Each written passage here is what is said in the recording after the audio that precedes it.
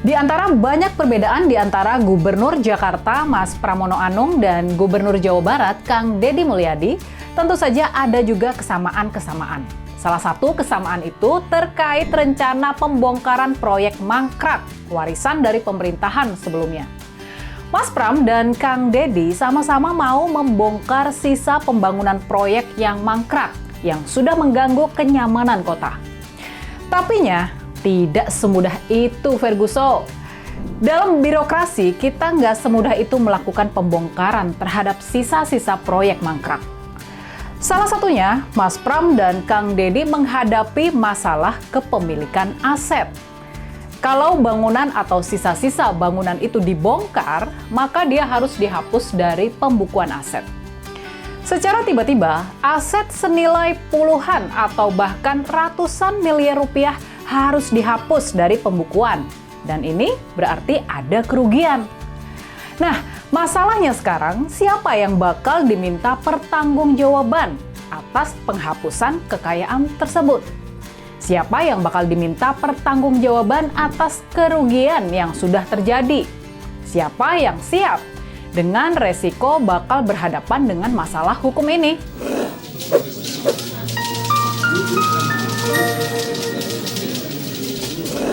Proyek mangkrak yang sisa-sisa pembangunannya mau dibersihkan oleh Mas Pram adalah rencana pembangunan monorel Jakarta.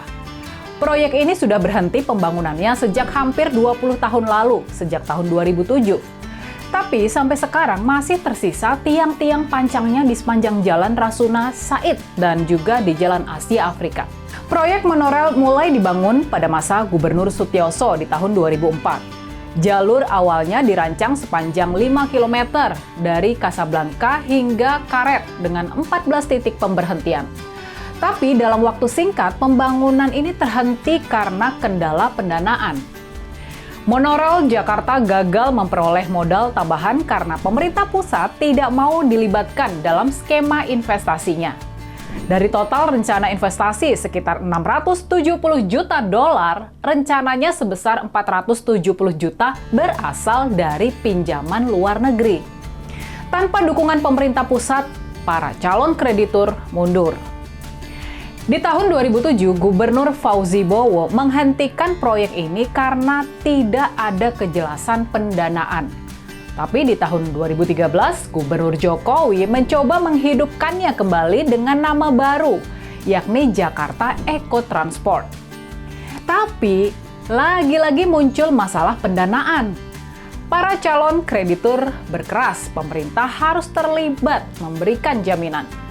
Lagi-lagi, Kementerian Keuangan menolak mengambil risiko harus menjadi penjamin kalau proyek ini ternyata tidak menguntungkan. Di tahun 2015, Gubernur Ahok bersikap realistis dan menghentikan rencana ini. BUMN Adikarya selaku kontraktor proyek ini sudah mengerjakan pembangunan 90 tiang beton. Tiang monorel itu berdiri di sepanjang Jalan Rasuna Said dan Jalan Asia Afrika. Keberadaan tiang-tiang inilah yang sekarang dianggap mengganggu estetika kota dan memperburuk kemacetan. Tapi untungnya penyelesaian masalah ini sudah dibawa ke pengadilan dan sudah ada keputusan. Menurut putusan pengadilan yang berkewajiban membongkar tiang monorel adalah Adikarya. Menurut Mas Pram, pemerintah Provinsi Jakarta bakal menyurati Adikarya buat meminta pembongkaran. Di sini artinya biaya pembongkaran juga ditanggung oleh Adikarya. Tapi masalahnya, di saat ekonomi sedang lesu dan perusahaan-perusahaan kontraktor sedang cekak keuangannya, sudah pasti program membongkar sisa-sisa proyek mangkrak sama sekali bukan prioritas dari Adikarya. Jadi, buat membereskan masalah ini, tampaknya dibutuhkan keahlian lobi-lobi dari Mas Pram ke pihak Adikarya dan juga Danantara selaku pemegang saham dari BUMN tersebut buat merealisasikan pembongkaran. Dari Jakarta, kita pindah ke kota Bandung. Di ibu kota Jawa Barat tersebut, proyek yang mangkrak adalah Cihamplas Skywalk, peninggalan Kang Ridwan Kamil. Peninggalan Wali Kota Ridwan Kamil di tahun 2017. Skywalk adalah teras terbuka sepanjang 450 meter yang dibangun di atas Jalan Cihamplas, jalan yang dulu dikenal publik dan wisatawan sebagai pusat pakaian dan celana jeans di Kota Bandung. Bangunan ini dimaksudkan sebagai solusi tempat berjualan para pedagang kaki lima yang dulu memenuhi trotoar di jalan tersebut dan menyebabkan kemacetan parah. Tapi sayangnya di kepemimpinan wali kota berikutnya, apalagi kemudian terjadi pandemi COVID-19 yang membatasi aktivitas warga, teras ini menjadi kosong dan kemudian terbengkalai. Dia menjadi bangunan yang menyeramkan di atas jalanan Cihamplas. Kondisi inilah yang disorot sama Kang Deddy Mulyadi, sehingga kemudian ada usulan buat dibongkar saja.